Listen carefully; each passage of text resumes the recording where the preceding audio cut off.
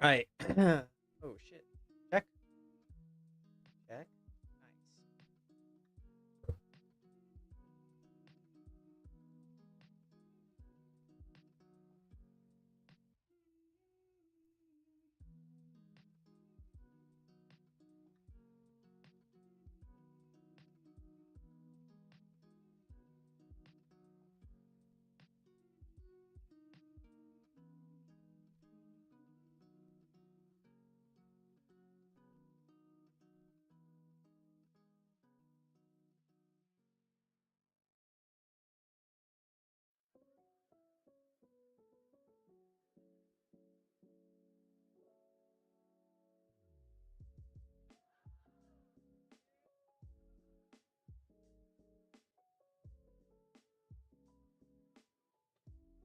All right, let's do this, baby. Let's do this.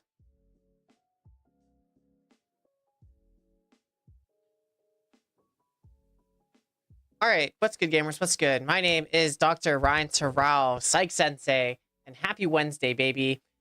We are here being kind on a Wednesday. I've got some exciting plans for what I really want to do with this stream. And not saying that I won't play more kind words, but there's some other things that are coming down the pipe that I'm super excited for. Speaking of which, I'm thinking along those same lines this Friday. We're going to be talking about Tilt for Ryan Rants. And so what is Tilt? Where's it come from? How you can fix it? How can you address it? It's a multi-level thing. A lot of research gone into Tilt and all those kinds of things. So we'll be talking about that on Friday. But if this is your first time here, welcome. What we like to do on this stream is I like to play this game called Kind Words. Basically, it's a letter writing game. People write letters about things that they're going through. We'll find the letters, and then we will try to write our best to help them out and give them some suggestions, or at least just be with them. You know what I mean? And if you want me to write a letter for you, you just let me know. I can also write a letter. Typically, we start the day by opening some of the letters that came back to us because we wrote one last time. I think we wrote one about fitting in or something like that. But if you really want to learn more about me, you want to work with me, you want to learn how to be kind to yourself, please visit my website, psychsensei.com. There, you can fill out a free consultation form, and you and I can sit down, figure out what your win condition is, start working towards it today, and all that good stuff. And also, if you visit my website, psychsensei.com, you can find more resources for you, or links to my Instagram, my TikTok, my YouTube, my Twitch, my Twitter, all of it there on my website, psychsensei.com. And also, if you are joining from Twitch, say hi. If you're from TikTok, what's good? Say hi. If you're from YouTube, say hi. I just want to meet you, see how you're doing. But let's, without any further ado, shall we just jump into this? Oh, it's perfecto.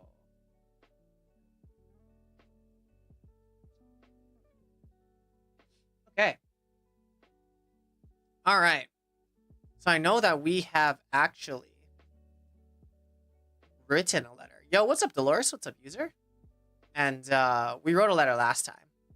And so now let's reap the benefits of writing this letter, and let's see what people wrote. So I wrote, how do I make friends online? It's so hard meeting people IRL. So I'm at my computer a lot. The challenge is, sorry, I wrote wrong. The challenge is reading others and how interested they are online, because I can't see their face or hear their tone in their voice. I wonder if there's other people that go through this. Making friends online is kind of new and novel. Sometimes it's hard to kind of read the nonverbal skills to make sure people are interested in what we're saying and things like that. So if you got other tips and tricks for how to make friends online, you just let me know. What's up, Sandy? Well, let's see what they said. All right. Awesome. Awesome.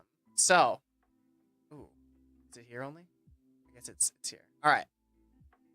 Awesome. So, this person wrote, I've had years of experience talking to people online. Most of them only via chat because, like you, I'm at my PC a lot too. So no video/audio calling. I'd say if they are truly interested in building connection/friendship with you, they will make the time to sustain the communication with you. If you're the only one who initiates the chat, then my guess is that they're not that interested. People who are truly interested in you will ask questions about you and make an effort to sustain the relationship. Honestly, this is really good, like a really good perspective. I'm not gonna lie. I feel like, um, especially online dating, if people aren't also returning questions or asking things or having this nice little ping pong of a conversation and you find yourself carrying it, you know, I feel like that's one of the telltale ways to tell if someone is actually interested in you in the conversation or not. And if so, like if they say, "Oh, I'm just not a good texter," or just not really good at talking, you are. I don't need you to be really good at talking. I just need you to be really good at being interested. You know what I mean? And I feel like if that person isn't talking with you or having this back and forth, that they're not really interested. And the conversation shouldn't be that hard. So I really like what they're saying. Yeah, it's kind of hard to switch yourself out there digitally. All right, what else? Okay. Okay. This person said, join online communities. There's a Discord server for everything. Find a Twitch streamer with whom you vibe and join their community. That's an easy way to find like-minded people quickly. Or look online for community centered around something you like John Mayer, for instance. Oh, I haven't heard John Mayer in forever. So if you're a John Mayer enjoyer, you've come to the right place. We should be friends, you know? Good luck. I also agree with them. I feel like online, I feel like the internet is such an amazing place to find new people, to find like-minded people, people that also have the same ideas or interests as you. Here's the thing, though. The internet's not going to come to you. You have to put some effort into finding those communities. You have to put some effort into looking for people that like the same things as you. And hopefully by expending some effort while trying to find these communities, you will also receive that same type of energy back. You know what I mean? So if you're interested in something, there for sure there's some type of internet creator community around that. Don't be shy. Go find it. Go be yourself. Wow. This one says, just get to know them. I've met all my best friends online and been friends with them almost 10 years now. I mean, absolutely. At the end of the day, I think the letter is actually absolutely correct. You got to stop talking about it and just go find the people, and find the places. Go do it. What's holding you back? Don't be so scared. Just go find things that you like, and I'm sure that there'll be other people that also like the things that you like. So go and do it. Enough talking. Go find it. Absolutely. Absolutely. All right. Shall we write a letter? I think we shall write a letter. All right. What have we been feeling? What have we been dealing with? I got this one. I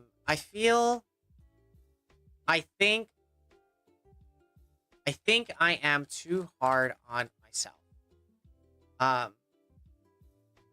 I can give good suggestions and advice to others, but when it comes to me, I am so mean to myself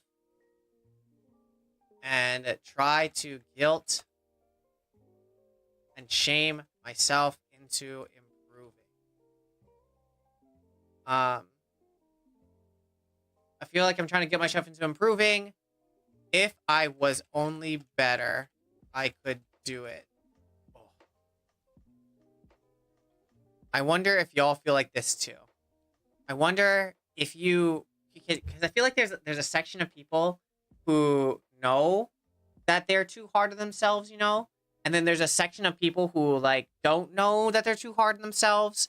But I think it's really interesting for the people who know that they're too hard on themselves and they beat themselves up and they know that they're their biggest critic and things like that. What I think is really, really interesting is like how many people, after understanding and knowing this about themselves, actually try to not do it. You know? Like, do they actually try not to hit themselves and beat themselves up? Or are they kinky and they like it and they don't know how to stop themselves up? So, what camp do you fall into? I'm just curious. All right, I'm gonna send that out. Let's see how many answers we get on that one. I feel like it's a banger. I know I wrote it, but I feel like it's a banger. All right. Let's see what letters we get in our pile today. Oh. Off the bat. All right. We got, I miss you. The seeds you sowed when I had the comfort of your embrace has flourished into pain petals of piercing memories. The alliteration, is that the word? Painful petals of piercing memories. Ooh, that's so good. That's so, I love that because it like showed that like the seeds to the flower to the puz. Mwah, chef's kiss. Each one forever failing. Oh, sorry. Each one forever falling in my mind as rhythmic reminders of all that I've lost. Man, this is a real letter, man. I feel like this person is at the end middle of like getting over the other person, you know? And this reminds me that it's really interesting how men and women get over relationships differently and the timing in which they get over relationships differently. Because I feel like women typically feel really they feel it first. They get really sad. They like get really depressed and then all of a sudden they go cut their hair and then they're fine. But then magically the timer goes so that like while the women are sad and like not feeling great, dudes are out going partying and like hooking up with people or whatever. And then there's just in this point where it crosses where the man starts now like becoming sad and depressed thinking of the thing that he lost. And then just as he's going through that like period, the women are like coming out of the depression. They just dyed their hair, they got a new haircut, and like they're living their new life, and it just feels so bad. What's up, Arizona? You know what I mean? So I feel like this dude is now just in his feels and is now switching. So unlucky. I don't really I feel like that person, this letter is perfect for like the poetry place, you know, but it's fine. What else we got? What's up, Sam? Okay.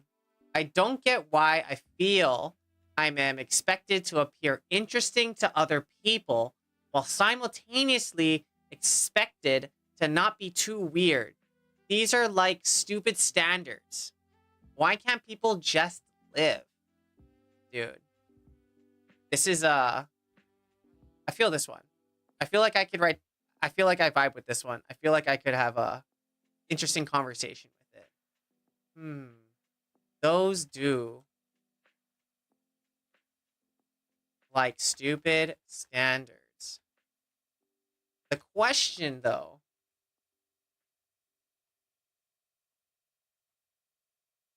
is whose standards are they?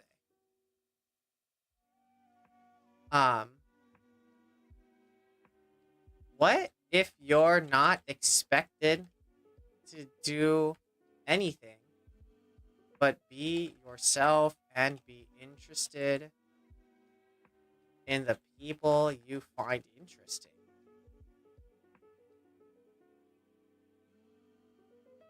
What makes... Okay, they didn't say this, but it seems also that there is a piece of self-judgment.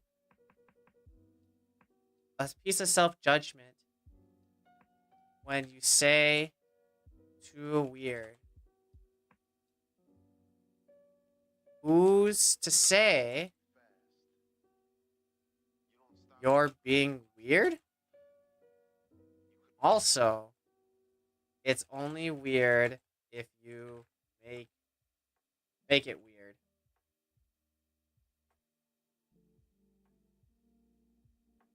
What if you challenged the rules you made for yourself? What would be different? Good luck. Have fun. Yes. Have a banana. All right. This one, I really do like what they said, right? I do agree with them that, like, is that the picture I want? I do agree with them that, like, they did point out a really interesting paradox. Like, they're expected to be interested in something, but they're also equating interested with weird. And so, to me, when I was reading this letter, I was like, okay, it sounds like they're putting expectations on themselves, and being weird is a judgment on themselves of how they are expressing them being interested. Yeah. And so, this is what I wrote. Those do sound like stupid standards.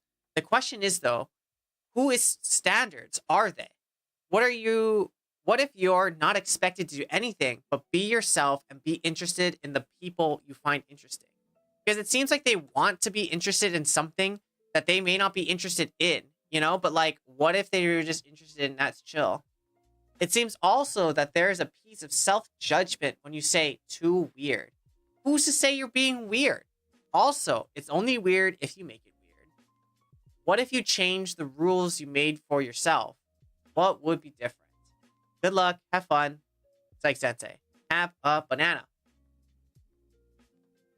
Yeah, there's a lot of self-judgment in that last one of, like, what's weird, what's acceptable, you know, what is normal. What's up, Dave? So for you, I think it's just like being okay with being interested in what you're interested in, liking what you like, and then if other people get weird by that's on them, not by you. You know what I mean? All right, let's see what we got. Okay. I don't know how to cope with my schizophrenia. We go everywhere here, man. We go everywhere. What's up, Little Tay? Once the voices choose to get real loud and overwhelming. Any advice for a schizo sufferer? Please, I really need help. Damn, what's up, Dice on Spheres, baby? I see you. You know, what's up, Piggles? I don't have... What's up, Gabriella? I don't have schizophrenia. But what it does seem from this person's letter is that they know they have schizophrenia. They know that the voices may not be real, and that they acknowledge that the voices do get overwhelming for them, which is all good. I think what's going to be important for this person is how aware are they of what is real or not, and then can we choose to ignore the voices, or are they really, really loud? So again, we can just ask questions around this, but maybe we can't tell them what to do because, again, we're not schizoaffective, but we can try to help. All right. It sounds like you have a lot of awareness of the voices and how real they are. That's awesome. Although the voices can be distracting, is there a way for you to acknowledge that they are there without fully attending to their message? I imagine this to be something like hearing Spotify or Netflix in the background while cleaning house or doing your homework. Although the noise is there, you do not have to fully listen and attend to it. What do you think? Good luck. Have fun. Yes. Oh, banana. Dude, I think it's really challenging. I'm not gonna lie. I think what's really challenging is like having schizophrenia. Also, I think what's really challenging is hearing the words or hearing the noise and getting distracted by it, but at the same time being aware of it and then consciously trying to choose it.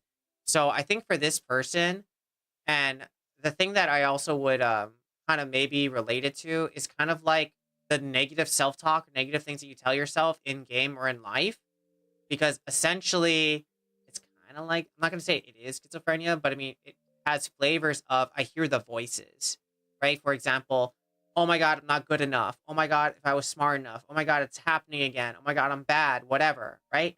In these moments, you can choose, am I going to listen to this voice? Am I going to entertain the thoughts and maybe think about why I'm not good enough or why I'm going to fail this time, or remembering what happened last time and how it sucks again and it always happens to me? Or am I going to acknowledge that that voice is there because it's loud, but am I going to choose to listen to it or to attend to it? That's the question. So in the same way, just like these voices may be there and they're experiencing this voice due to their schizophrenia, could it be like Netflix or Spotify where they hear and acknowledge the sound, but they're not fully attending to it, thus letting it affect them, although it's there? You know, because again, this is different because they have some sense of awareness of the voice, but they're wondering what to do with it. In the same way, when you have that negative voice in your head, what do you choose to do with it? Do you choose to listen to it or just allow it to be there? All right. So, full circle, they wrote, I don't know how to cope with my schizophrenia. Once the voices choose to get real loud and overwhelming. Any good advice for a schizo sufferer? Please, I really need help. All right. So I wrote, it sounds like you have a lot of awareness of the voices and how real they are. That's awesome. Although the voices can be distracting, is there a way for you to acknowledge that they are there without fully attending to their message? I imagine this to be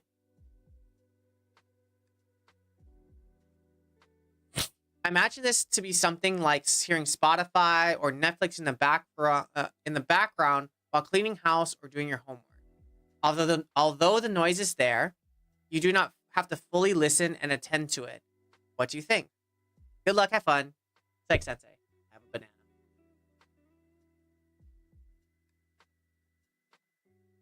And here's the thing. Like, you're doing this already. Like, what I mean by that is like, okay, have you ever had like the smoke detector in the background and you hear beep? And you're doing something here, beep. And you're doing something, and beep. You hear it. Like, you hear the beep, and you know the beep is meaning that the smoke detector is low battery. And the beeping means, oh my god, please change me or I'm going to die soon. Like, that's what it means, right? And it also means that you're not going to change it, but you can acknowledge the sound that I heard it. You know what I mean? Like, you can acknowledge the sound is there. You know what the sound means, but you're choosing to actively not attend to it. It's the same thing, but now just imagine that voice is your own voice in your head, you know? Please change me or I'm going to die soon. It's too real, man. Too real. I mean, that's what it means, right? Help me. I'm going to die. And you're like, I'm not going to save you. In fact, because you made that sound, you're more irritating. And I cannot wait for you to die. But if I do die because it's smoke, that's on you and not me. You should have changed yourself. I can relate to the smoke detector. Bruh, I am the smoke detector. Change me. But here, riddle me this. You know, of the hierarchical beeping noises, and there is a hierarchy, you know that, right? For example, bottom of the hierarchy, smoke detector. Top of the hierarchy, beeping of the seatbelt buckle. That's definitely high. Same beeping, different behavior. You know what I mean? By the way, good to see you, Dice. Hope you're doing alright, man. Okay. Here's another one. Someone stole our Amazon package, and it's really annoying. I mean, I agree with you. I when it does happen to me, I'm like, well, I really hope that my thief who stole my package really enjoys those core debunglers, or like I really hope they enjoyed the thing I bought, you know, because I'm not enjoying it, but I hope someone else is. Already contacting support, but it's still annoying that I have to deal with it after group therapy. Bro, that's a perfect time to deal with it right after group therapy. Like, that is perfect. At least I'm more calm than I used to be about it, but still. Yeah, we can give this person a little bit of a little some. All right. Wow. What timing? Um, that's all I got, bro. That's all I got. Wow, what timing? Um, I just hope that the person, Pearson, what's up, Doug, who has your package enjoyed it as much as you would have. I'm sorry that um I'm sorry for this inconvenience, and I hope that you are still able to get the thing you wanted. Um ooh, I do think, on a different note, I do think the group therapy is working, because it seems like you are taking on this inconvenience in stride.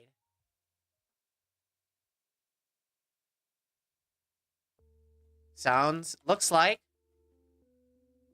you're focused on what you can control and letting go the rest.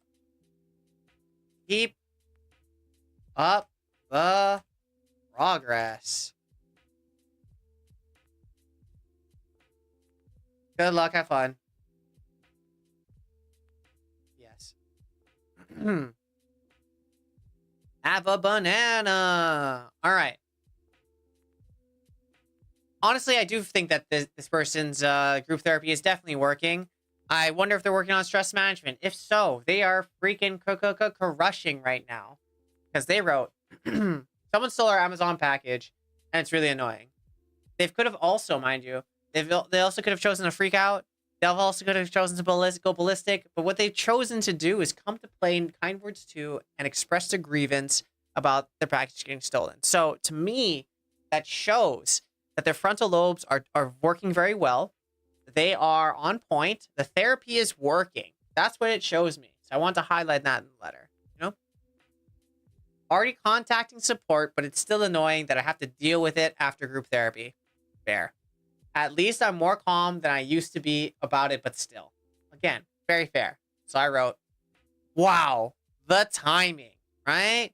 I just hope that the person who has your package enjoyed it as much as you have. As you would have? As you would have.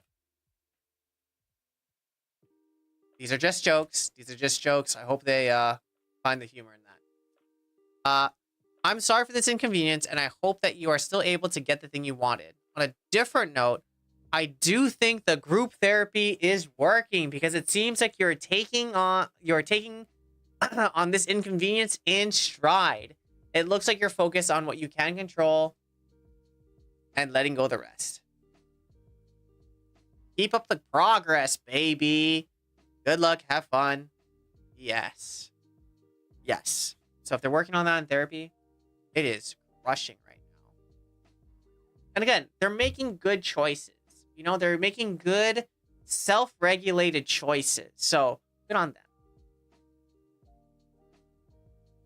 All right. Thank you for taking the time. Think about a stranger. I'll rush it right over. I just read Honeymoon and I'm locked in. I read Honeymoon. Locked in. All right. Are you ready? Past the honeymoon stage, so to speak. Ooh, this is where it gets juicy. They just, you know, you gotta love the honeymoon stage. The honeymoon stage is like my favorite stage. Everything is great. They can do no wrong. They're so funny and interesting and beautiful and cute. And then reality hits. Then the real relationship starts. You know what I mean? And you know what? Want to know another crazy fun fact about the honeymoon phase? Well, A, the fact that it doesn't last forever and it's not meant to be.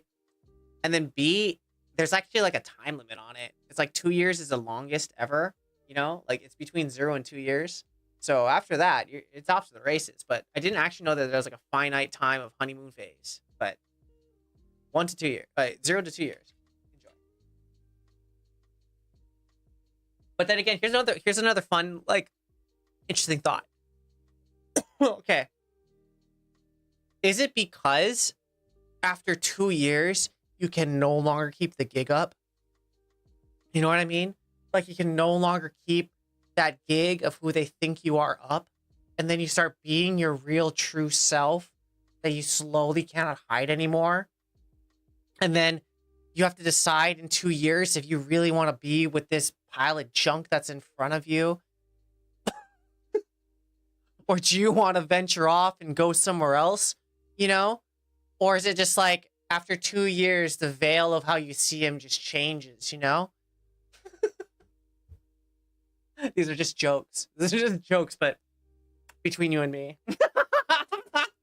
Between you and me, I don't think we can keep it up for that long. You know, I think there's a timeline to how long we keep the front up for before we start putting our underwear on the ground or just letting ourselves slip out to be to our true selves, you know? And then we put them onto the test to see if that's really what they want. You know what I mean?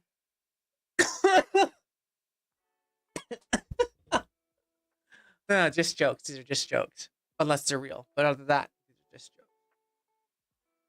Okay. Now I'm only thinking of the ways that I've tricked my wife to be with me for so long. This is hilarious. Okay. Okay, past the honeymoon stage, so to speak, and I'm worried because I'm overly anxious and I cry very easily. But my boyfriend says that it stresses him out, that it keeps happening, and he can't be near me when I cry. Okay, I want to read this how I feel like they typed it. Okay. So it was like, okay, past the honeymoon stage, so to speak, and I'm worried because I'm overly anxious and I cry very easy, but my boyfriend says it stresses him out, that it keeps happening, and he can't be near me when I cry. That's kind of how I read it. Like she's like breathing and like trying to talk, but she's crying. I need the support, and it makes me feel like he doesn't like me. Excuse me. Okay. While I read this, I don't think you crying is going to change. You know, I feel like, or the way that you wrote this makes me think and believe and feel that you're just an emotional person. And you may experience and feel your emotions maybe more than other people or in the way that you do, you know? But what's really interesting is that the response that you're getting from your boyfriend, instead of like trying to comfort and understand where you're coming from or what you're going through, instead he says that it stresses him out, that it keeps happening, and he can't be near me when I cry. So yes, I can understand how uncomfortable it must be for him to process and be near and deal with maybe your high emotions. I understand that. At the same time, it's still a skill to sit down and be empathetic, or at least manage his awkwardness, his feelings of emotions, to let you be in yours. You know? I'm not saying that it's bad or it's wrong that he feels uncomfortable. What I am saying though, that it is interesting, and that it's making the relationship hard because of his inability to handle when you're crying. Now for you, I'm interested in like, is it just stress while you're crying? Like what is making you cry? Is crying a response to something you do? It sounds like you're aware of what the crying does to him. I'm wondering though if what he thinks and the reason why you're crying is actually the reasons, because maybe he feels uncomfortable because for him crying means something. For example, when I cry, perhaps to him, he thinks, oh, when she's crying, she's just doing it again. She's just in her emotions. She doesn't know how to handle them. It means something's wrong. It means I have to do something. Versus when you cry, it's just you don't have the words. You get frustrated. It's just something that happens. You're just have a lot of emotions and don't know how to express it. So I'm wondering if him not being able to handle your crying is just because he may not be used to it. He doesn't understand it. He doesn't know what to do for you to support you when it's happening. And also for you when it's crying, how can we communicate to him what you need, what it means, and or just for you understanding when it happens, the utility of it, those types of things, so we can have a conversation of what it means and what to do versus just stop doing it. Because, I mean, sure, we can tell you stop crying, but my idea is if you say stop crying, when you do want to cry, it's going to cause you more anxiety to do it. And now it's going to be some weirder thing versus when I feel overly emotional or I feel hurt or I feel sad, this happens. And when this happens, I want you to respond like this. I need this from you. I want to talk with you. So again, not just the behavior, but what's the function of the behavior? And then how can we help him feel more comfortable or what are the tools that we need for when this is happening to address the situation? That's what I'm thinking. Because I think if we just focus on not crying, it's going to become a point of contention and we're not going to like each other after a while, you know? So this could be an exciting moment for us to take a risk and grow in the relationship and or see if this is the kind of person we want to be with. I don't know. We can try though. All right. Interesting though. Interesting, right? Stop crying because it stresses him out. It's like, whoa, whoa, whoa, whoa, man. This is not, first of all, it's not a you thing, man. I understand that you're stressed, but I'm crying, and now that I'm stressing you out, I'm doubly as stressed and will cry more, and it's not what you want, right? Okay. We got this, baby. We got this. We got this. Wow. Sounds like this could turn into some kind of weird hurt some weird I'm gonna go with weird feedback loop. Have you ever tried to talk with your boyfriend about what crying means to you, what you want when you cry, or how he can best support you and your emotions? Perhaps he just feels uncomfortable.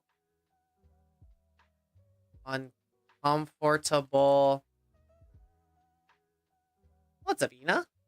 Comfortable because he doesn't know what to do when you display high emotionality.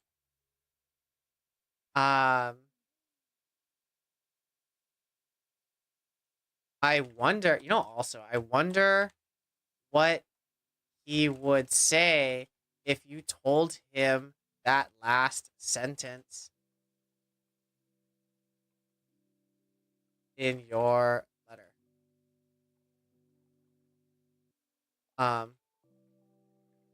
What if he doesn't know how you feel?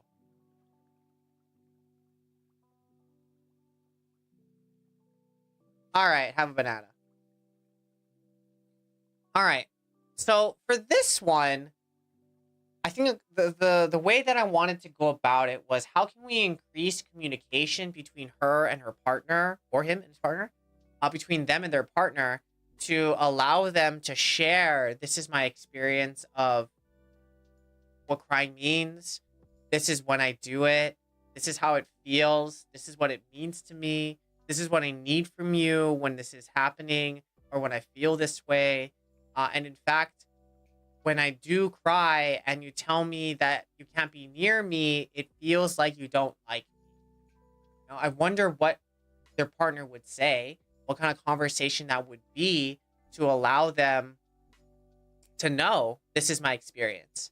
You know, and also for the partner who may not be used to experiencing high emotions or some being around someone that's crying or how to support someone that's crying, and each person is different. How can they support this person? How can they deal with their own emotions while trying to deal with someone else's emotions? I think this is an important conversation to have, because if this person identifies as a highly emotional person, this is not something that's going to go away. This is going to be something that comes up. This is something that we're going to have to manage together. And I really do mean together, because we're in a relationship and that's together. You know what I mean? And so maybe by having this talk, we can see where each other are and then work together when this happens, or create a contingency plan or some type of strategy of what to do when we encounter this, because it's going to be here, you know? And telling someone not to do it, or like, you stress me out, go away. First of all, not very empathetic. And then second of all, not very helpful in the relationship of how to do it together. And in my experience, you can't just tell someone not to experience a feeling because they're going to experience it. I think if you really want to be with someone, the question is, okay, how can I support you as you do this? What do you like? What do you don't like? What do you want me to do? What does it mean to you? Those are more fun, learning, exploratory, non-judgmental questions to support somebody. All right. Send it, baby. All right. Thank you for taking the time. Whoa. I have court in a week. I feel like if this letter and if this letter were connected, that would be so funny. Okay, maybe not that letter, but the other letter we just wrote. Okay, but this is I wasn't expecting this letter, but we wanted some spice, and baby, we got it. Here you go. You ready? Man, the things that we see here. All right.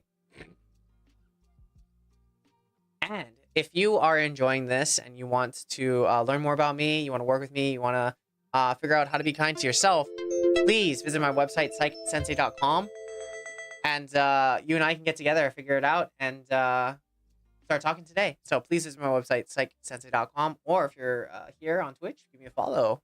Follow on YouTube or TikTok, where you're finding me. Okay. With further ado, with that shameless plug, I got man. All right. I have court in a week for slapping my ex-husband when I found out he was cheating on me with a drug addict. And you know what? This, my friends, is an example of strong writing.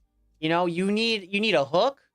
This is a hook, baby. You need a strong thesis statement. There you go. Writing 101. Are you hooked? Are you with me? I know I'm locked in. Okay. I don't know. They had me on ex-husband. They had me on cheating, but I'm here for drug addict, man. All right. Can you please give me some encouraging words and send positive vibes?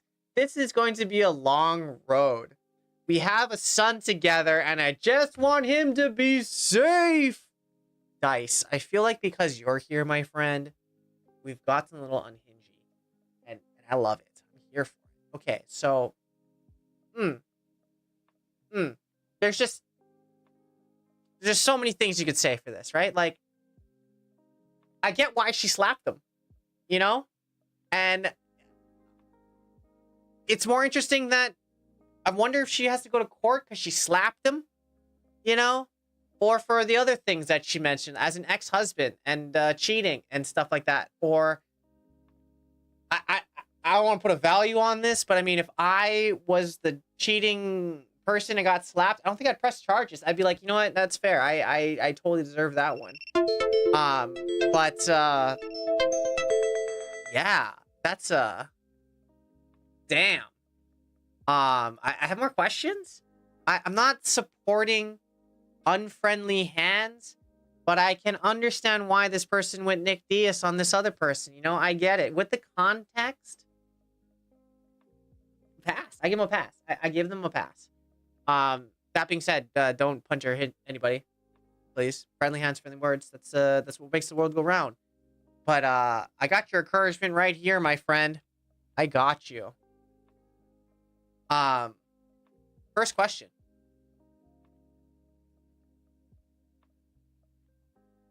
How did it feel slapping that MFR? I hope it felt as good as you wanted it to feel.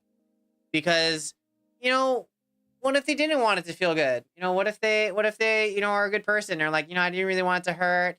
I just hope it was as rewarding for them as they wanted it to be, you know, and they got what they wanted. Either the physical contact, the ownership of you can't, you know, hurt me. I'm gonna do that. Whatever you wanted, you know. I can understand why you did what you did. um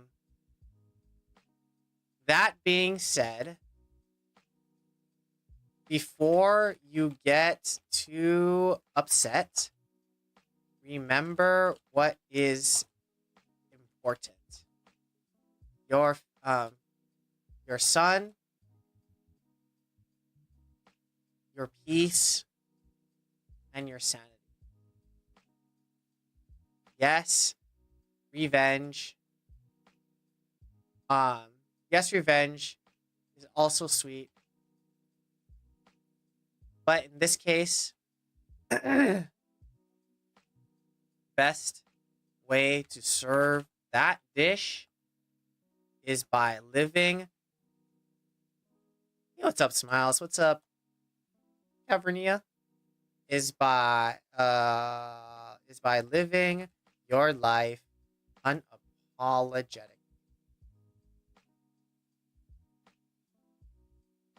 I spelled that right.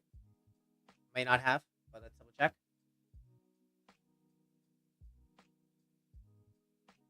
Close. I was close. I was very close. Unapologetically. If we lose sight of this,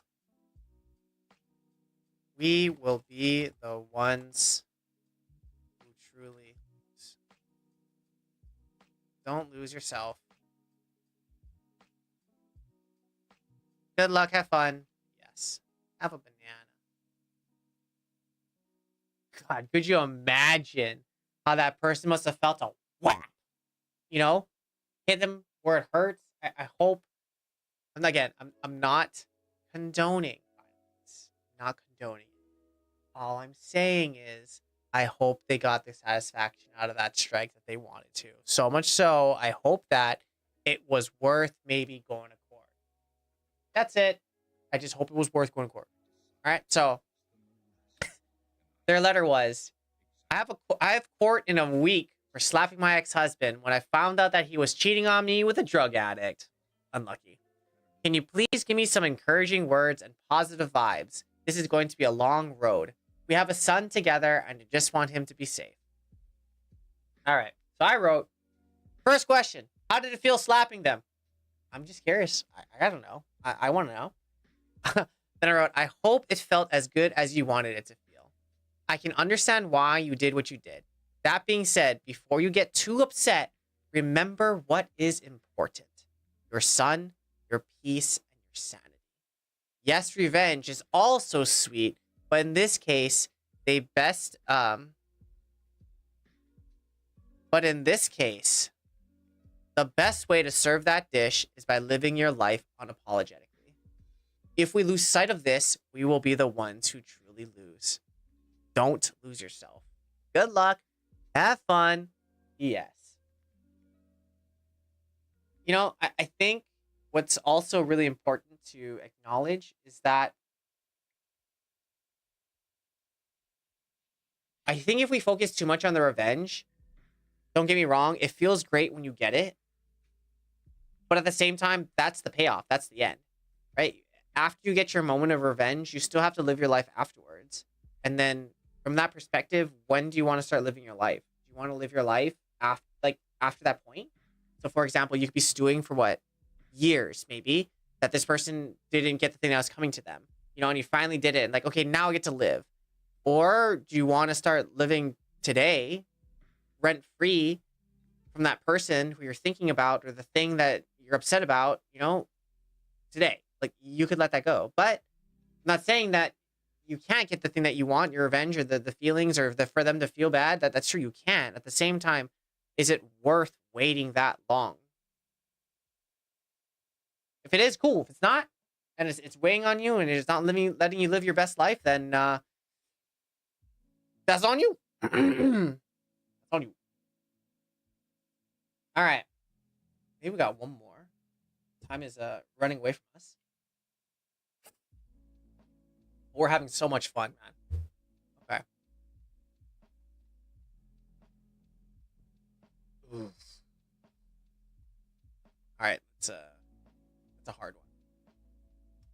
I think that's a hard one to read. Hard one to write on, because I think it's important to live your own truth.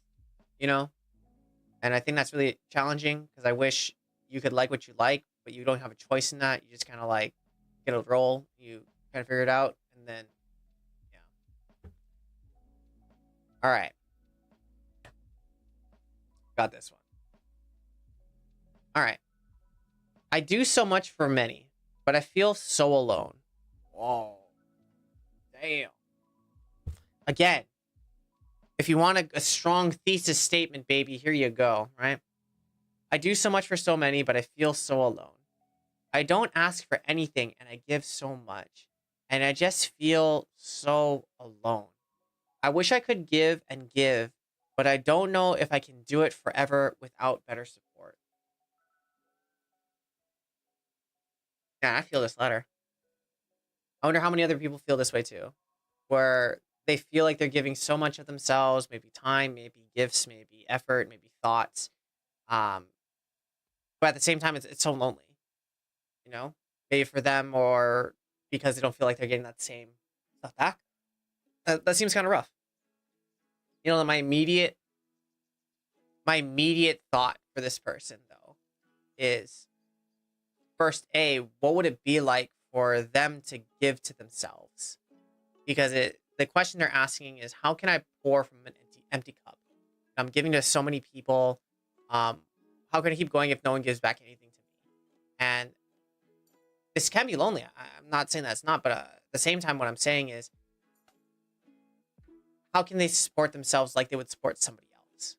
I think that's the first thing. And then the second thing is, have they told somebody how to support them or what they would like to not feel so lonely, or asked for things or resources to support themselves? Because I think maybe they feel like because they're doing so much and thinking about so many people that they want someone to do that for themselves. And that's totally fair. I understand. At the same time, maybe because they're doing so much, people perceive them as fine. Not saying that they are, but that's just people's general perception. Oh, they're doing so much, or they're taking care of so many people, they must be fine, right? That maybe they're not also willing to be vulnerable with people next to them to actually allow them to get taken care of. I think there's also a distinct possibility that the reason this person does so much is that they really want someone to see it and reciprocate it. Yes, absolutely. I can see that too. Because what they really want is to be seen, heard, and loved. Bro, isn't that everybody, honestly? Everyone would love to be seen, heard, and loved. Absolutely. I agree. I agree. And I think this is gonna be I don't mean this when I say this, I mean no flame. As just an objective observer, though, people are stupid. And what I mean by that is, like, people sometimes are not as observant as we want them to be. And at the same time, what I've learned, though, is it's really hard to wrong them for that they don't see it, you know? Or maybe it's just a projection. I don't think it's a projection. I think that's a fair statement that people want reciprocation. And if I give you this, I also kind of expect or want this back. That's totally fair. Like in a relationship, that's totally fine. I think though we expect too much and that we expect people to see the things that we see or do the things that we do, and we don't also acknowledge that they may experience it and receive it differently than how we want them to. And at the same time, it's not unfair or it's not ego or it's not um bad per se to tell people how we want to be supported too, or what things mean to us also. Because people don't know, how often do you check in about like what people like, or I see you do this, do you want this too, you know? So um it's not normal that you ask and see, but I think it's important in relationships that we can ask these questions, or see how people want to be supported. Absolutely, you know. At the same time, I just, my heart goes out to this person because they say it feels so alone. Because I wonder too if they're taking people's ignorance as purposely not doing the things to support them, you know, which may or may not be the case. God, I hope not. You know, but I don't want them to. I don't want this person to attribute ignorance to what's to on purpose. I don't like yous. What's the word I'm looking for? I don't know. I used to do things for people in hopes that they'd appreciate me, but the ones who didn't still didn't afterwards. For me, the learning experience was to acknowledge, recognize, and be able to either react accordingly or just walk away. And I think another thing that you probably realized, Dice, was a question you asked yourself was, who am I doing this for? Do I want to do this for you because I want to do this for you? Or am I doing this because I think you want me to do this? You know? And then if the person's not appreciating it, okay, then I don't have to do that for you because that's not what you want, you know? Yeah, that's a big part of it too. True. Yeah. So I mean, like it comes down to, you know, who am I doing this for? What I expect from this? Have I communicated it? What are my expectations of this person? What's our relationship? Like, I think it comes out back down to all those types of things too. You know what I mean? So, um, I think for this person, these are the questions and thoughts I'm having around what it means to share and be alone, you know? But let's empathize. Like recently, I finally learned that I need to ask sometimes, like, what do you want instead of making assumptions? Okay, do you want to know a hack?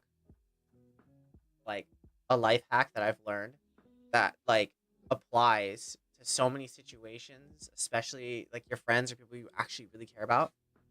So I think you're saying this because like you're trying to preemptively guess or think about what they want to do, and then you do it, you know? Dude, I have no idea why this thing drops. But it does. But why you're asking that question is because you're preemptively thinking about what this person wants, not gonna help them, right?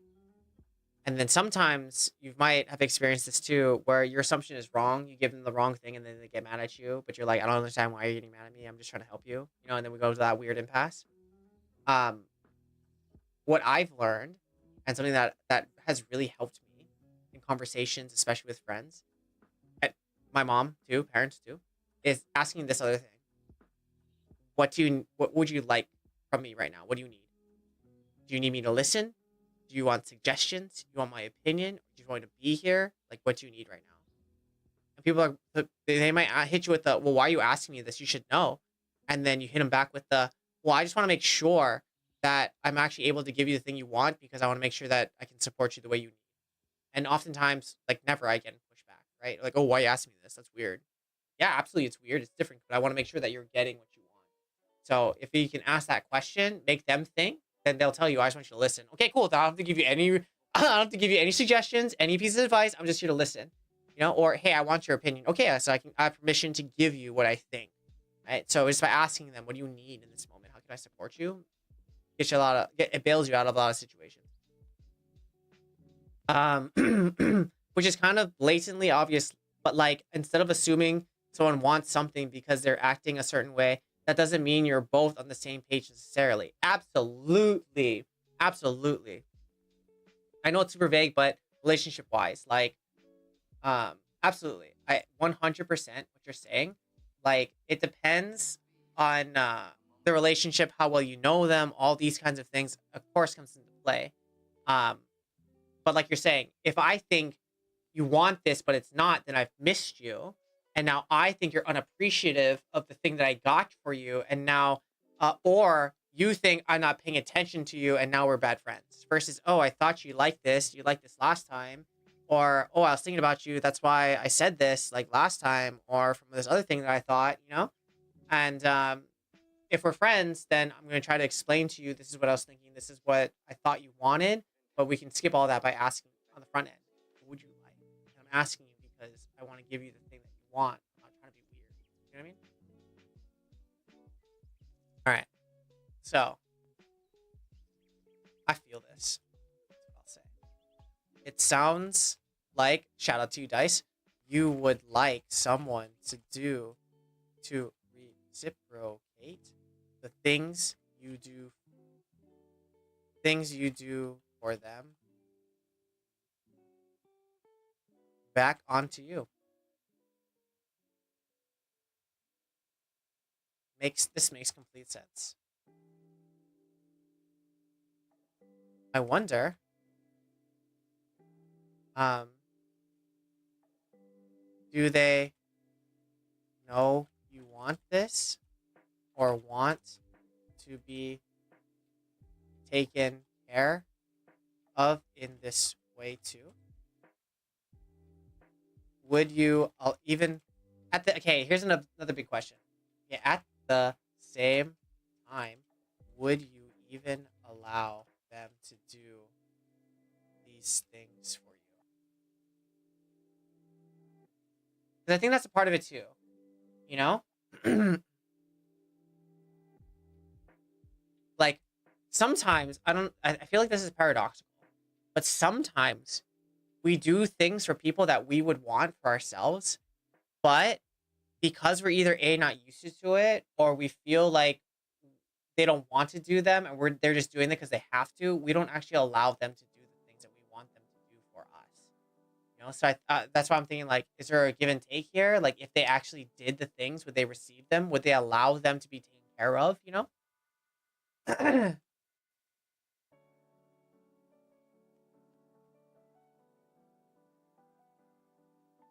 Lastly, it seems like you're trying to pour from an empty cup. In what ways do you think you could also help refill your? Just some thoughts. Good luck. Have fun. Yes.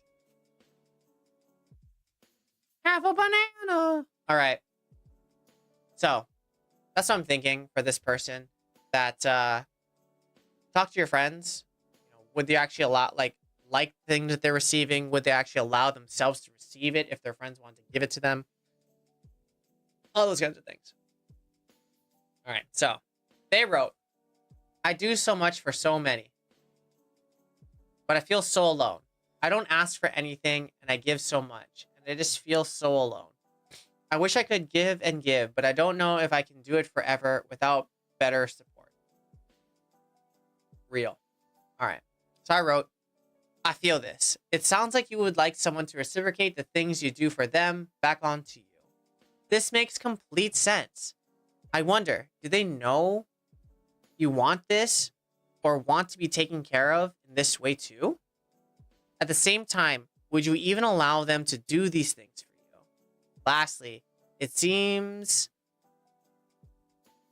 like you're trying to pour from an empty cup. In what ways do you think you could also help refill your own? Just some thoughts. Good luck. Have fun. Like Sensei. Send that, baby. All right. I think we ended there. That was pretty epic, I gotta say. Some good letters. Some good times to think together. Great way to stay consistent. Um, yeah. I think from that one, something that I really want to emphasize is taking care of yourself. Because I think we can all like I think that's a perfect one to end on because I feel like how many people like give, don't refill their cup and then feel alone or feel sad, you know?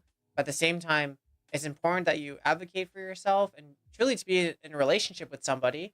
And I think that other letter that said that they're coming out of the honeymoon phase kind of realizes this too is a sign of a true relationship is being able to be vulnerable and saying what you want and need in a relationship. May that be on your team, may that be with your significant other.